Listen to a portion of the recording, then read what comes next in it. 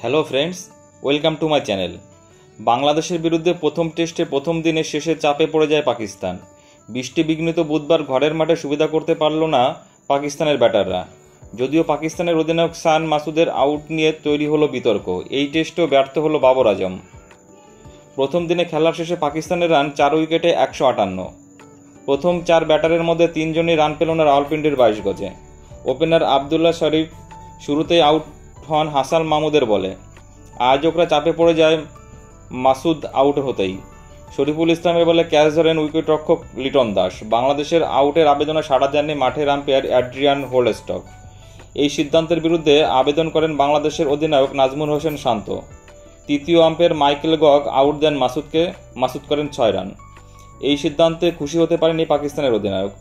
তার দাবি বল প্যাডে লেগে উইকেটরক্ষকের কাছে গিয়েছিল। 14 রানে 2 উইকেট হারিয়ে চাপে পড়ে যায় পাকিস্তানকে আরও কোণঠাসা করে দেন সাদা বলের অধিনায়ক বাবর আউট হতেই। শরীফুলের বলে ক্যাচ ধরেন লিটন।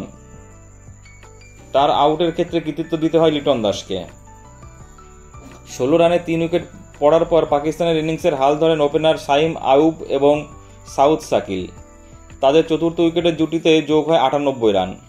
আইয়ুব 56 রান করে মাহমুদের বলে আউট হন। দিনের শেষ পর্যন্ত উইকেটের এক প্রান্তে আগলে রাখেন সাকিল। প্রথম দিনের খেলার শেষে তিনি অপরাজিত থাকেন 57 রানে।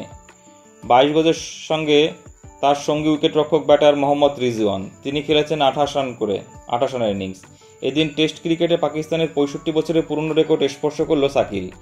তিনি 1000 রান পূরণ করলেন নিজের 20তম টেস্ট ইনিংসে।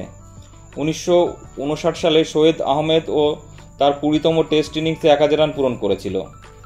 সেই রেকর্ড ছিল সাকিল। বন্ধুরা, এবার দেখা যাক দ্বিতীয় দিনে খেলা কোন দিকে গড়ায়। আর ভিডিওটি ভালো লাগলে বন্ধুরা লাইক, কমেন্ট এবং শেয়ার করে দিও এবং চ্যানেলটি সাবস্ক্রাইব করে দিও। সকলে ভালো থেকো, ধন্যবাদ।